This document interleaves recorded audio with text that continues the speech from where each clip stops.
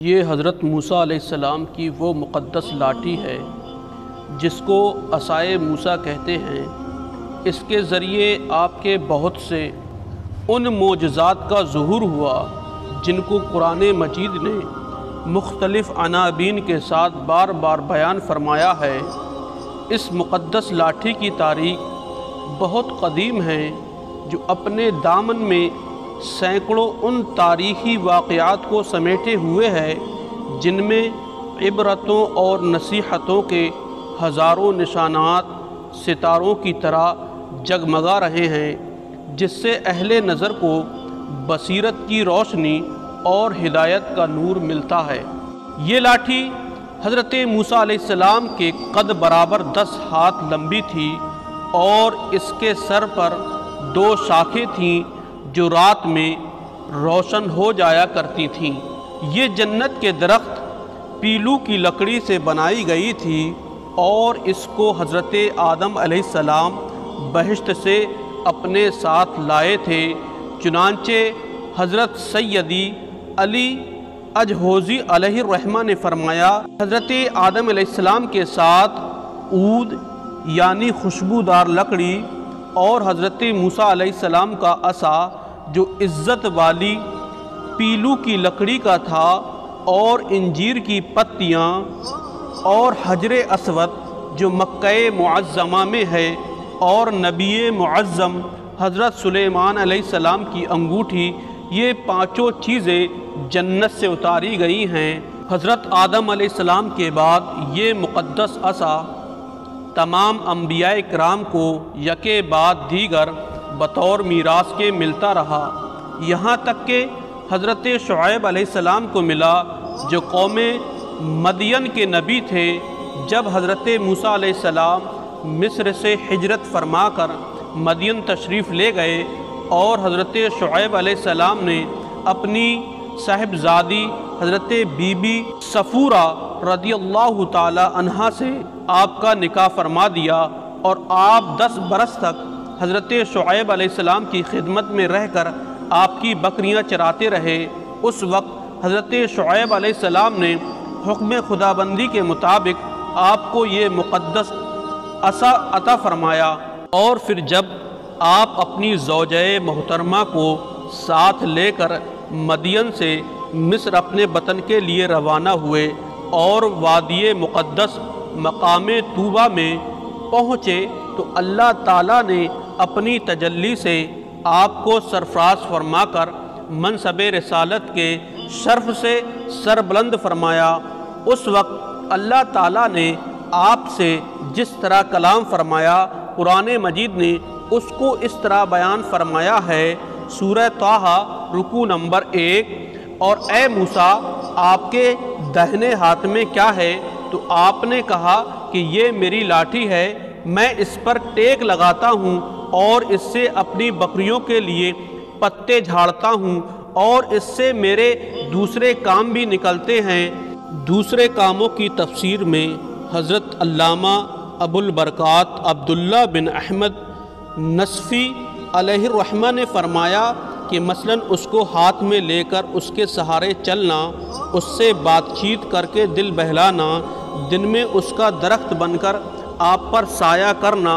رات میں اس کی دونوں شاخوں کا روشن ہو کر آپ کو روشنی دینا، اس سے دشمنوں، درند اور سانپوں اور پرند اور بچھوؤں کو مارنا، کنویں سے پانی بھرنے کے وقت اس کا رسی بن جانا اور اس کی دونوں شاخوں کا ڈول بن جانا، بوقت ضرورت اس کا درخت بن کر حسب خواہش پھل دینا، اس کو زمین میں گاڑ دینے سے پانی نکل پڑنا، وغیرہ وغیرہ۔ حضرت موسیٰ علیہ السلام اس مقدس لاٹھی سے مذکورہ بالا کام نکالتے رہے، مگر جب آپ فرعون کے دربار میں ہدایت فرمانے کی غرض سے تشریف لے گئے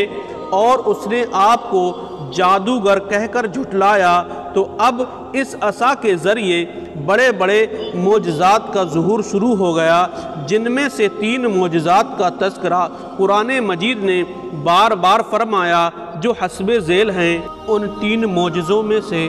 ایک معجزہ یہ بھی ہے جس کو قرآن مجید نے ارشاد فرمایا ہے۔ اس کا واقعہ یہ ہے کہ فرعون نے ایک میلہ لگوایا اور اپنی پوری سلطنت کے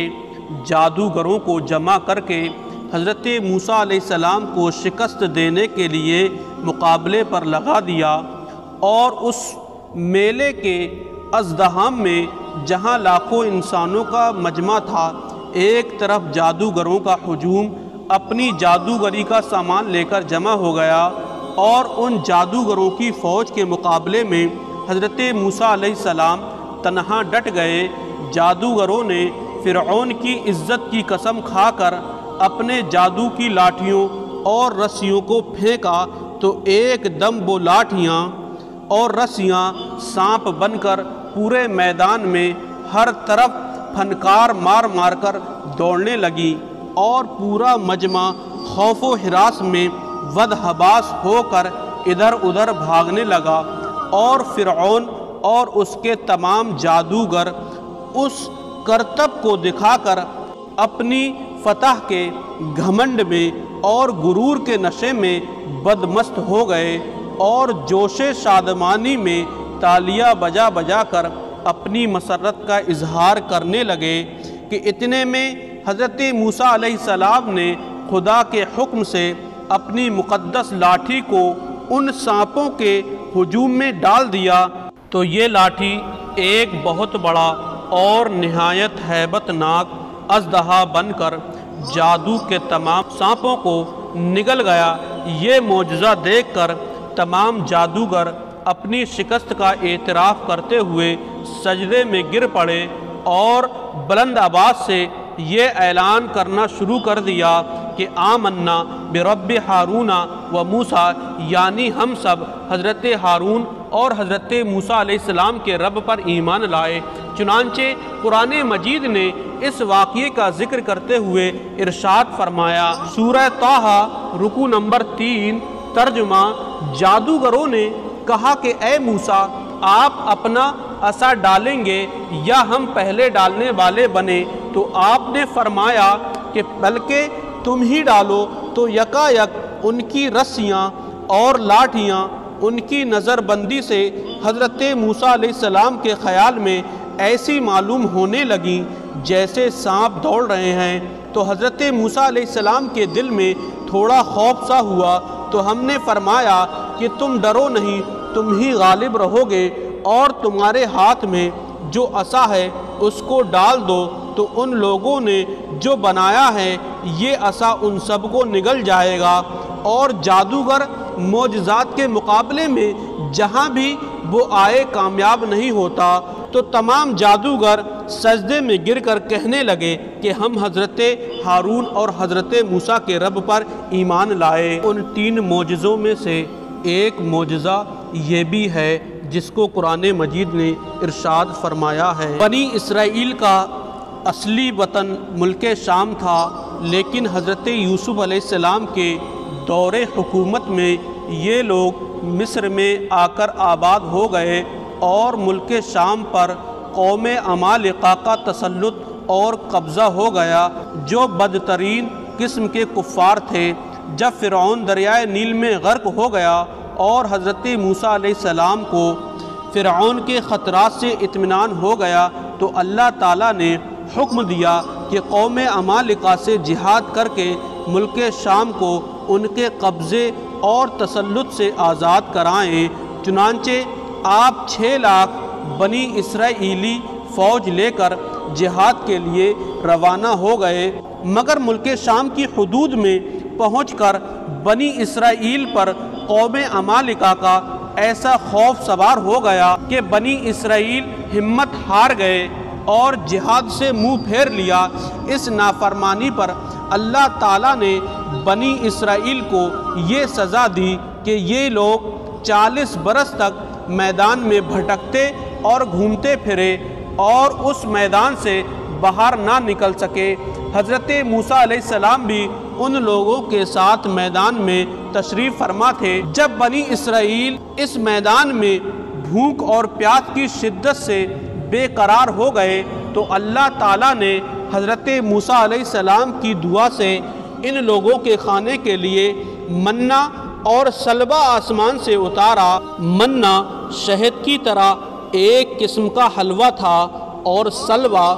بھنی ہوئی بٹیرے تھیں۔ کھانے کے بعد جب یہ لوگ پیاس سے بیتاب ہونے لگے اور پانی مانگنے لگے تو حضرت موسیٰ علیہ السلام نے پتھر پر اپنا عصا مار دیا تو اس پتھر میں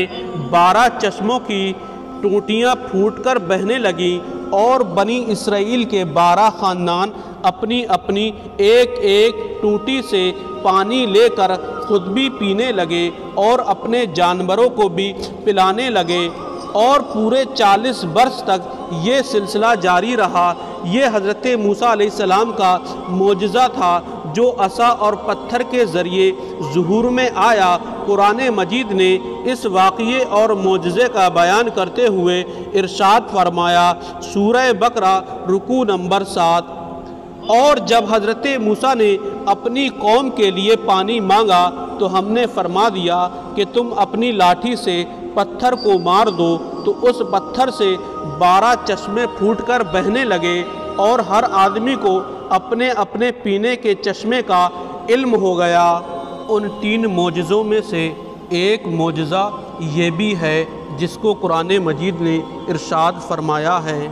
حضرت موسیٰ علیہ السلام ایک مدت دراز تک فرعون کو ہدایت فرماتے رہے اور آیات اور معجزات دکھاتے رہے،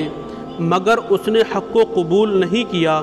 بلکہ اور زیادہ اس کی شرارت بڑھتی رہی، اور بنی اسرائیل نے چونکہ اس کی خدائی کو تسلیم نہیں کیا، اس لیے اس نے ان مومنین کو بہت زیادہ ظلم و ستم کا نشانہ بنایا۔ اس دوران میں ایک دم حضرت موسیٰ علیہ السلام پر یہ وحی اتری کہ آپ اپنی قوم بنی اسرائیل کو اپنے ساتھ لے کر رات میں مصر سے ہجرت کر جائیں۔ چنانچہ حضرت موسیٰ علیہ السلام بنی اسرائیل کو ہمراہ لے کر رات میں مصر سے روانہ ہو گئے۔ جب فرعون کو یہ پتہ چلا تو وہ بھی اپنے لشکروں کو ساتھ لے کر بنی اسرائیل کی گرفتاری کے لیے چل پڑا۔ جب دونوں لشکر ایک دوسرے کے قریب ہو گئے تو بنی اسرائیل فرعون کے خوف سے چیخ پڑے کہ اب تو ہم فرعون کے ہاتھوں میں گرفتار ہو جائیں گے، اور بنی اسرائیل کی پوزیشن بہت نازک ہو گئی کیونکہ ان کے پیچھے فرعون کا خونخوار لشکر تھا اور آگے موجیں مارتا ہوا دریا تھا۔ اس پریشانی کے عالم میں حضرت موسیٰ علیہ السلام مطمئن تھے اور بنی اسرائیل کو تسلی دے رہے تھے۔ جب دریا کے پاس پہنچ گئے تو اللہ تعالیٰ نے حضرت موسیٰ علیہ السلام کو حکم فرمایا کہ تم اپنی لاٹھی دریا پر مار دو۔ چنانچہ جو ہی آپ نے دریا پر لاٹھی ماری تو فوراً ہی دریا میں 12 سڑکیں بن گئیں اور بنی اسرائیل ان سڑکوں پر چل کر سلامتی کے ساتھ دریا سے پار نکل گئے۔ فرعون جب دریا کے قریب پہنچا اور اس نے دریا کی سڑکوں کو دیکھا تو وہ بھی اپنے لشکروں کے ساتھ ان سڑکوں پر چل پڑا، مگر جب فرعون اور اس کا لشکر دریا کے بیچ میں پہنچا تو اچانک دریا موجیں مارنے لگا اور سب سڑکیں ختم ہو گئیں اور فرعون اپنے لشکروں کے ساتھ دریا میں غرق ہو گیا۔ اس واقعے کو قرآن مجید نے اس طرح بیان فرمایا ہے، سورہ شورى رکوع نمبر 4 پارہ نمبر 19، جب دونوں جماعتیں یعنی لشکر فرعون اور اصحاب موسیٰ ایک دوسرے کو دیکھنے لگے تو اصحاب موسیٰ نے کہا کہ ہم بالیقین گرفتار ہو جائیں گے، تو حضرت موسیٰ علیہ السلام نے فرمایا کہ ہرگز ایسا نہیں ہو سکتا، کیونکہ میرے ساتھ میرا رب ہے، ان قریب مجھے اس سے نکلنے کا راستہ ملے گا۔ پھر ہم نے حضرت موسیٰ علیہ السلام کو حکم دیا کہ اپنے عصا کو دریا پر مارو، چنانچہ انہوں نے اس پر عصا مارا جس سے دریا پھٹ گیا اور دونوں حصہ اس کا اتنا اونچا تھا جیسے بڑا پہاڑ، اور ہم نے دوسرے فریق کو بھی اس جگہ کے قریب پہنچا دیا اور حضرت موسیٰ علیہ السلام اور ان کے سب ساتھیوں کو بچا لیا، اور دوسروں کو غرق کر دیا۔ یقیناً اس واقعے میں بڑی عبرت ہے، اور باوجود اس کے کہ ان کفار میں سے اکثر ایمان نہیں لائے۔ یہ ہیں حضرت موسیٰ علیہ السلام کی مقدس لاٹھی کے ذریعے ظاہر ہونے والے وہ تینوں عظیم الشان معجزات جن کو قرآن کریم نے مختلف الفاظ اور متعدد عناوینوں کے ساتھ بار بار بیان فرما کر لوگوں کے لیے عبرت اور ہدایت کا سامان بنا دیا۔